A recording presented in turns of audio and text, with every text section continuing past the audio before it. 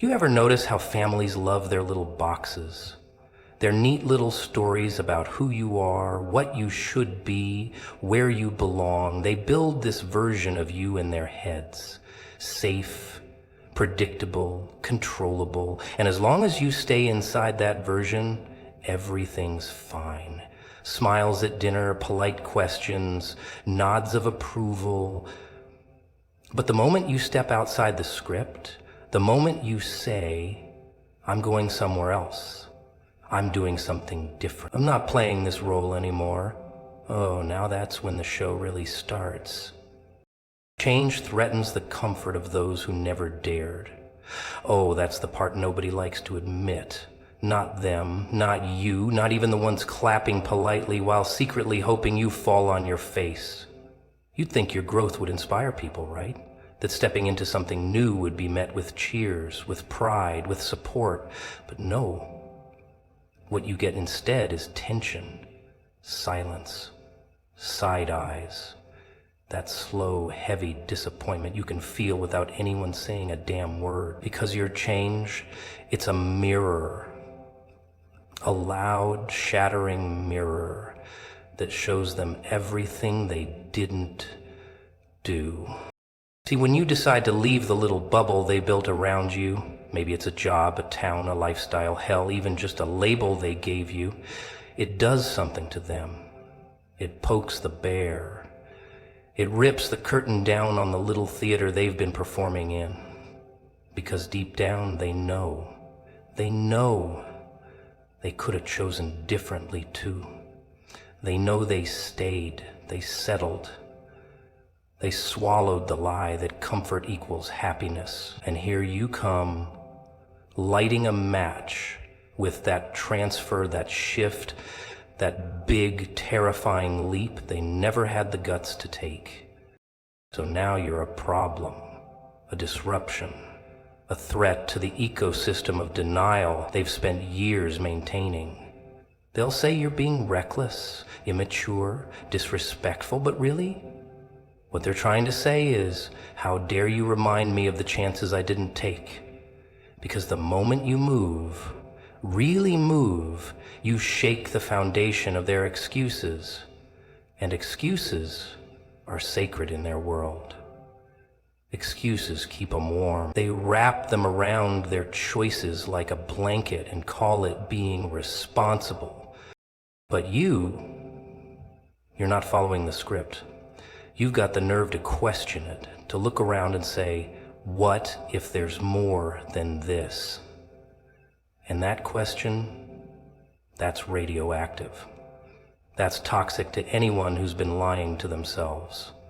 So they'll project, they'll minimize your courage, they'll downplay your ambition, they'll act confused, like they don't understand why you'd want something different. But oh, they understand. They understand perfectly. They just don't want to face what it means for them. Because if you're right, if your leap leads to something better, then their comfort wasn't safety, it was a cage. And nobody likes realizing they've been sitting in a cage with the door wide open. So instead of leaving, they guard the door. They become the prison warden, telling you it's dangerous out there, that it's not worth it, that you'll regret it. But they're not protecting you.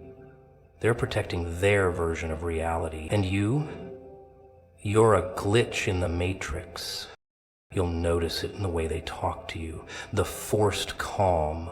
The polite concern that feels like a warning.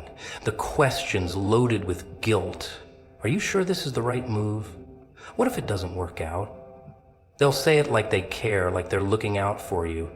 But what they're really saying is, don't leave me behind, because they see it now, that you're doing what they didn't. And the only way to not feel small in comparison is to shrink you back down. That's the secret. Your change doesn't need to be dramatic to make people uncomfortable. It just needs to be real, honest, unapologetic. The second you stop explaining yourself, the second you start making moves without asking for permission, you become dangerous, not because you're doing anything wrong, but because you've stopped pretending. And in a world addicted to pretending, authenticity is rebellion. It's chaos. It's contagious. But they'll never admit that you scare them.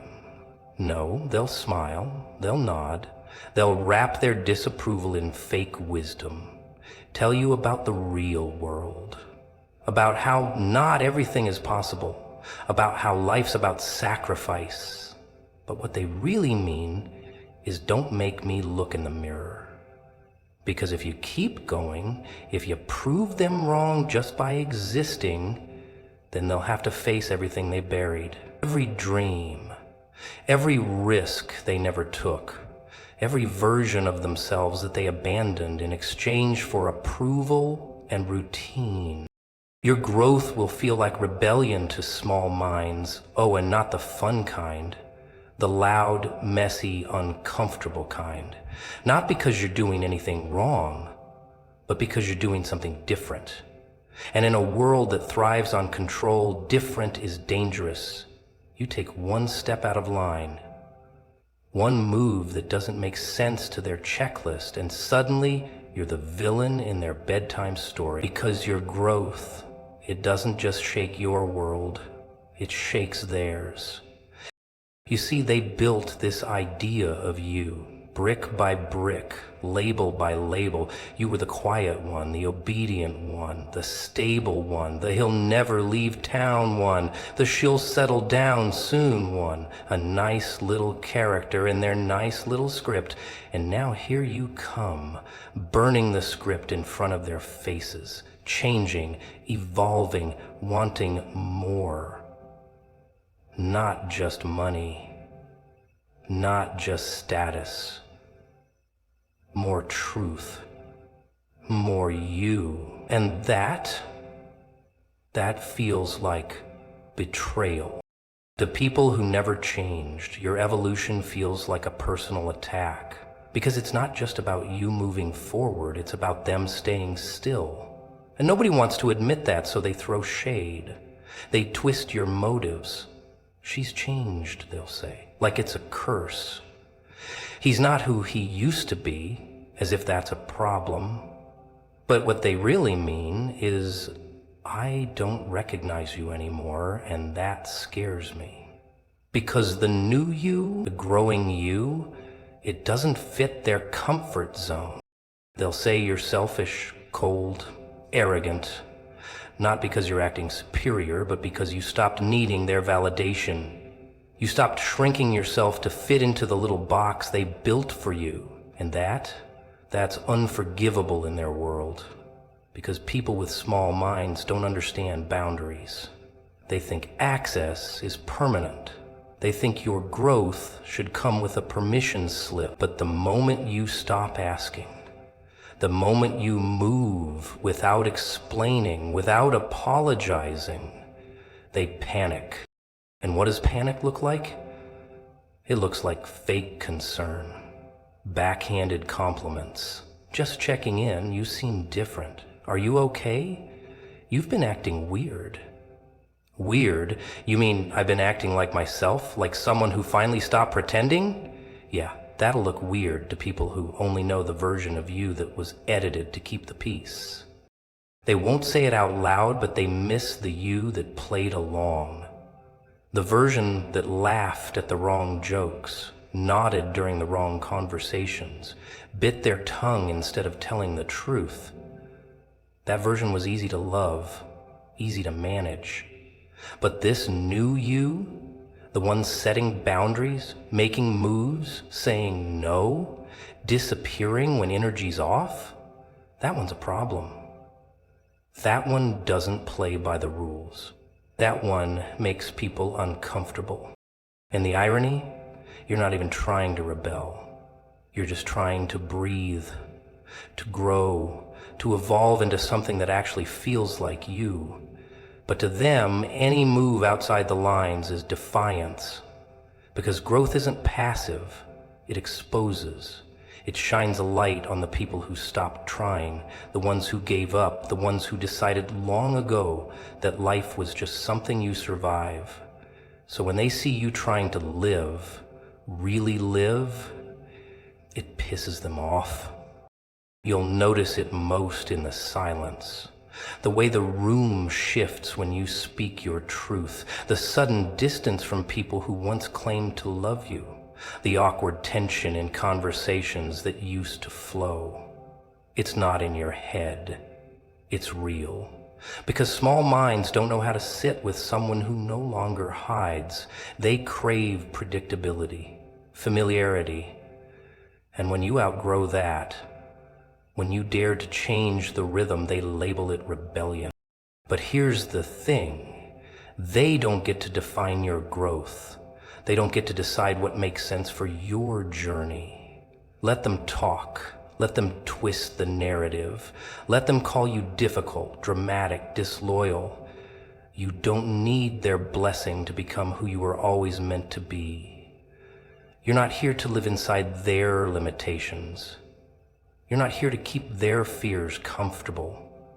And if your evolution feels like rebellion to them, maybe that's a sign you're finally doing something right.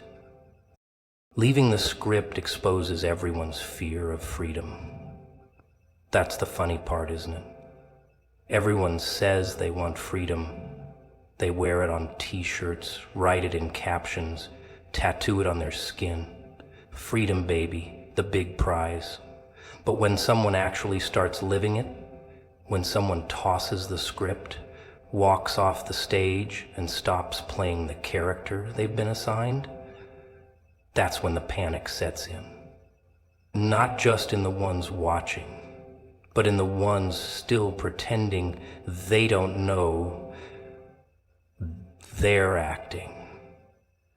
You grow up learning the rules, silent rules.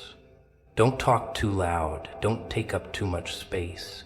Get the job, keep the job, be realistic, be grateful.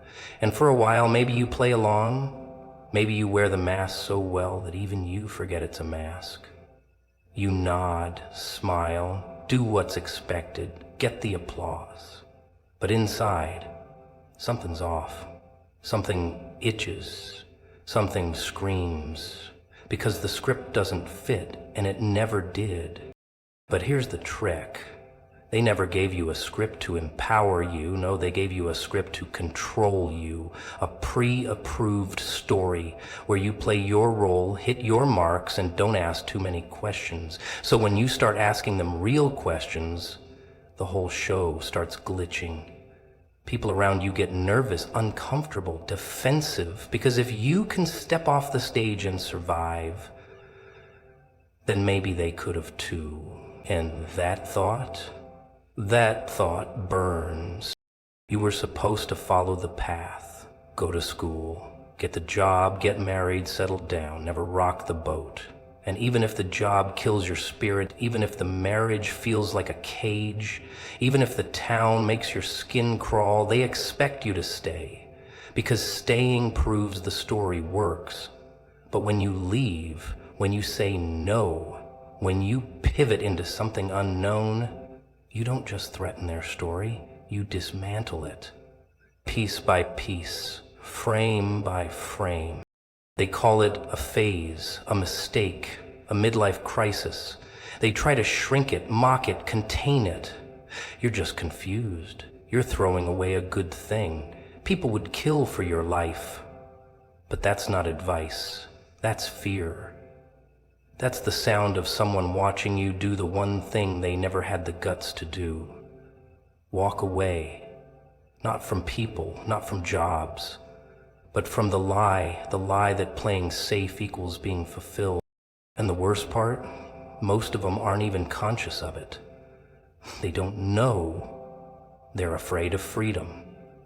They think they're protecting you, that they're guiding you back to the light, but really, they're scared of the dark you're stepping into, the unknown, the wilderness, the place where the script doesn't exist and everything has to be created from scratch.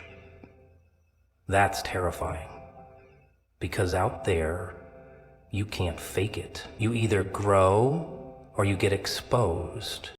And exposure, that's the word. When you leave the script, you expose everything. The shallow conversations, the fake traditions, the forced smiles. You start seeing through things.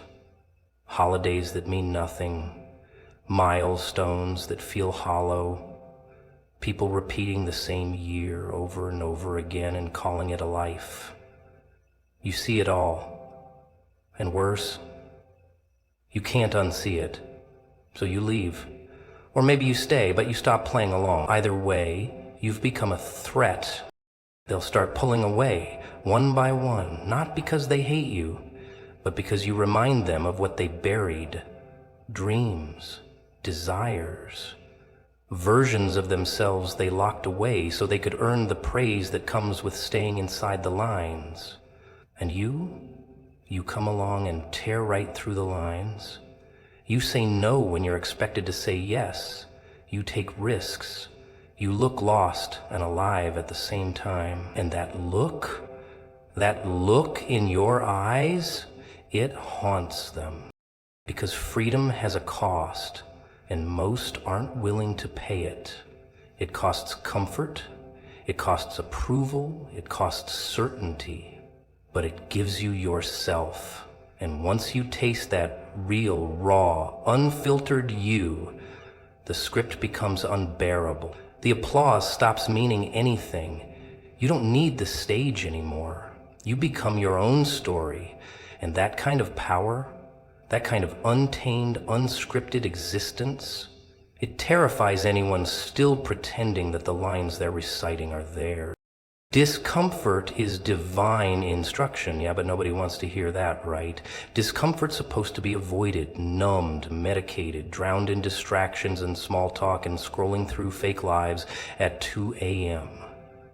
But what if that ache in your chest, that tightness in your gut, that constant whisper in the back of your head, that thing that keeps you up at night, what if that's not something to run from? What if that's not your enemy at all? What if it's your guide? People treat discomfort like a disease. Like if something hurts, it's wrong. If it's painful, it must be fixed, quickly, quietly, preferably without making anyone uncomfortable along the way. But discomfort doesn't show up to ruin you. It shows up to wake you up. It's the alarm clock life sets off when you've been sleepwalking too long. The itch that says something's not right. The pressure that builds when you're pretending you're fine in a life that's choking you.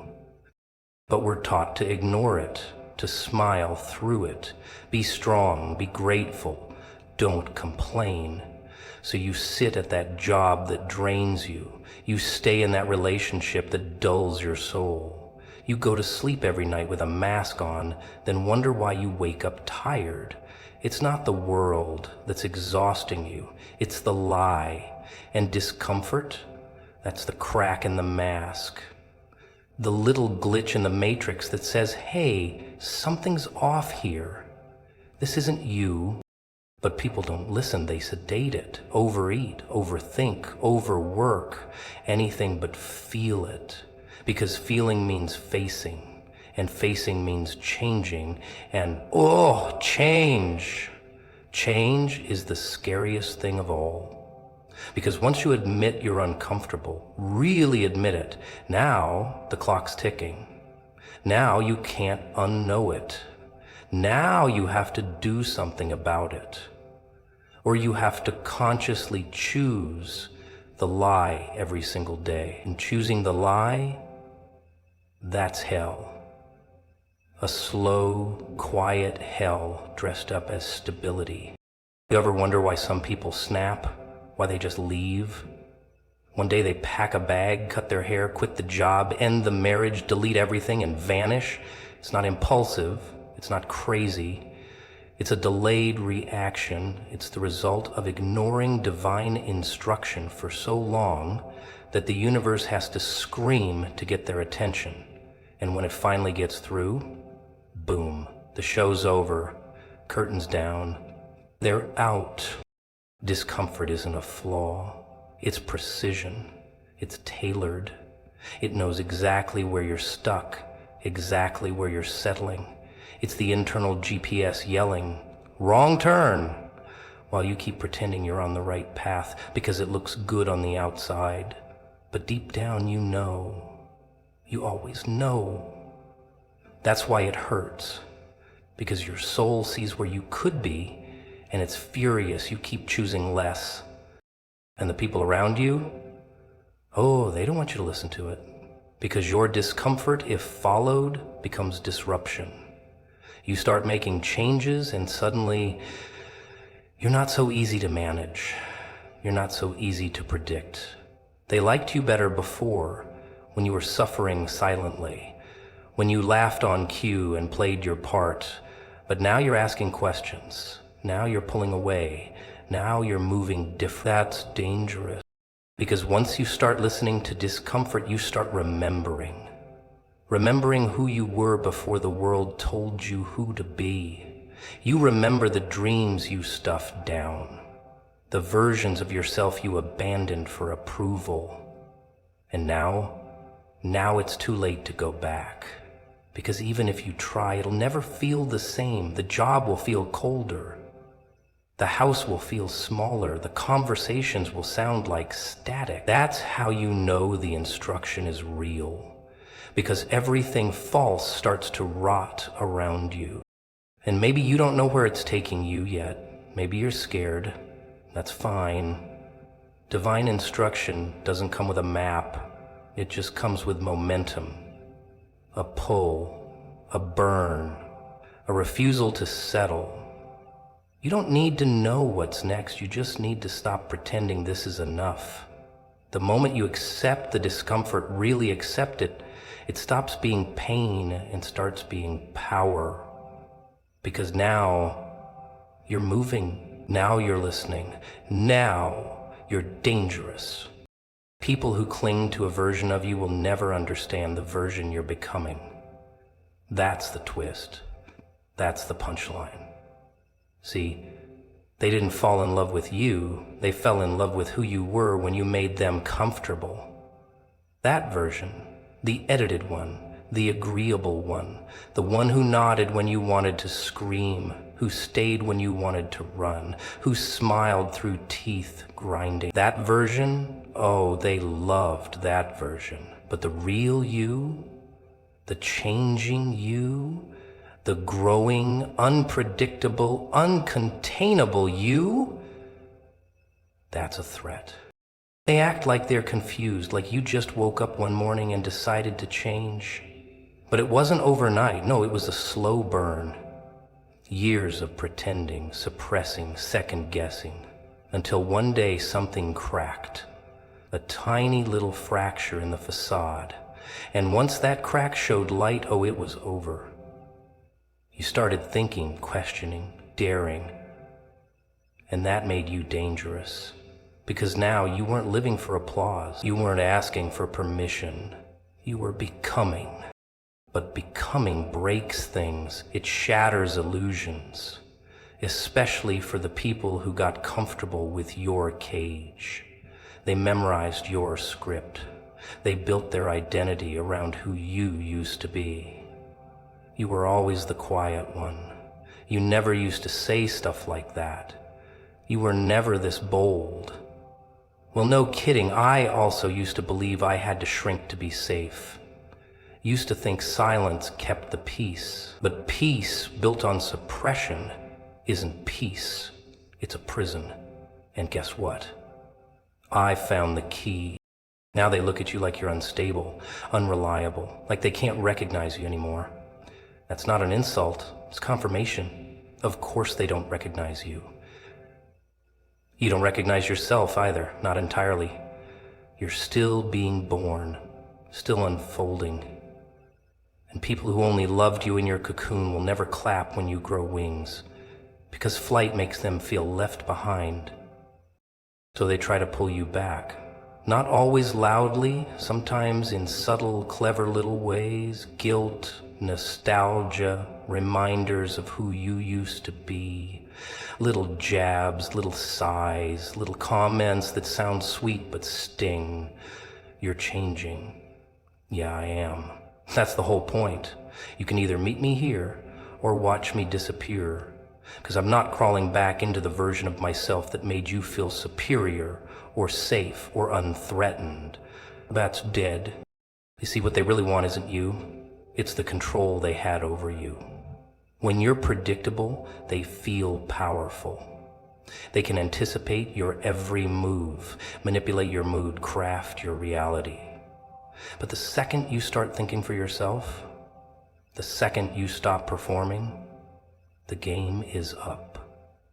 And they panic, because now your story isn't theirs to narrate, it's yours. And that makes you the villain in their little play.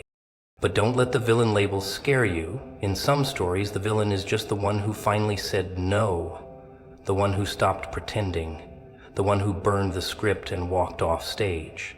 And yeah, it rattles people, especially those who never had the courage to do the same. They'll act like you betrayed them. But what really happened? You stopped betraying yourself. And that shift, oh, it shakes the whole table. People say you've changed, like it's an insult, like evolving is some sort of moral failure. But change isn't the problem. Staying the same when you've outgrown your life, that's the tragedy. That's the slow death. That's the rot that creeps in behind closed doors and eats you alive while you keep smiling for the camera. So no, you're not broken. You're not lost. You're just shedding the skin they were comfortable holding on to. And that's messy. That's uncomfortable. That's freedom. You'll lose people. That's part of the deal. Some can't handle your evolution because it forces them to look at their stagnation. Some don't want to meet the new you because it means saying goodbye to the version they could manipulate. And some, well, they never really loved you. They loved the role you played in their fantasy. And when the fantasy ends, so does the performance. Curtain down. But here's the secret. They don't have to understand you. It's not a requirement for becoming. You're not obligated to remain palatable just so they can stay comfortable. Your growth doesn't need a consensus. It doesn't need a vote. It just needs your decision. Because the moment you stop shape-shifting for others is the moment you start becoming who you really are. And that version doesn't care who claps anymore. Shock is a symptom of suppressed truth. That jolt you see in their faces, that stunned silence, that wide-eyed disbelief, that awkward pause in the room, it's not because your decision was crazy. No. It's because the truth finally slipped out, loud and ugly and impossible to unhear. And when people build their lives on carefully constructed lies, truth feels like violence. Not because it hurts them, but because it exposes the fact that they knew all along and said nothing. You say something real, suddenly everyone's fidgeting, shifting in their seats, asking if you're okay, as if honesty is a sign of madness, as if clarity is a breakdown. But you didn't go insane. You just got tired of playing along, of nodding, of pretending you were fine when every bone in your body wanted out. And the second you let it out, boom, the illusion burns, and they act shocked. But deep down, they're not surprised. They're just mad the performance is over. See, when you speak the truth, real truth, it forces people to face the gap between the life they've created and the one they actually want. That gap is terrifying. So instead of confronting it, they label you the problem. You're too intense, too emotional, too impulsive. No one asks why the truth had to be buried in the first place. They just point fingers at the explosion. never the silence that caused it. They say you've changed. No, you revealed. And revelation is loud. It breaks routines. It cracks smiles. It shakes houses. But you didn't bring the storm. You just stopped pretending it wasn't raining. And that's what shocks them. Because you were so good at hiding it, so polite, so agreeable, so tame. And now here you are, raw, real, electric. That's not a malfunction. That's a reboot. Think about it. How many people do you know walking around numb, living lives that don't fit, working jobs that suck the soul dry, stuck in relationships where they feel more like actors than humans, and they call that normal? But the moment you reject that script, the moment you say no more, they react like you just pulled the pin out of a grenade, not because you're wrong, but because you're right, and being right threatens everything they're trying to ignore. The truth, when finally spoken, doesn't whisper, it shouts, and it doesn't ask for permission either. It kicks the door in and sets the room on fire, not to destroy, but to cleanse. But that first impact, that raw unveiling, it's uncomfortable. It's disorienting. It makes people rethink things they've buried for decades. And that kind of confrontation, most would rather stay asleep than feel it. So they call it drama. They minimize it. They ask, why now? As if truth needs to book an appointment. It doesn't wait for the right time. It erupts when it's had enough. When your silence starts killing you faster than the fallout of honesty. That's when it comes, ruthless, sharp, alive. And it shocks, oh, it shocks. Because you were supposed to stay in line. Be nice, be silent, be manageable. But now, you're unpredictable. You're honest. You're dangerous. And here's the beautiful irony. They already knew. The people gasping, the ones pretending they're surprised, they felt it. They just hoped you'd never say it out loud. Because once the truth is spoken, it demands action. You can't go back to pretending. You can't repaint the mask. It's done. The curtain's ripped. The audience knows. And that's what terrifies them. Not your truth, but the power it gives you the second you stop hiding it. Truth makes people uncomfortable because it exposes their participation in the lie. That friend who said nothing while you suffered. That family member who looked the other way. That partner who played dumb. They weren't blind, they were complicit. And when you finally speak, it's not just your mask that slips, it's everyone else's too. And nobody wants to be seen like that, vulnerable, caught, human. So when you shock them, remember, it's not shock at your truth.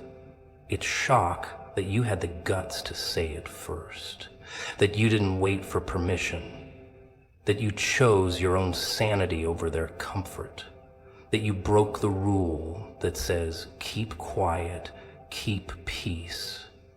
You shattered it. And now they can't unhear it. They can't unknow it. They can only pretend again, or finally face what they've spent their whole lives avoiding.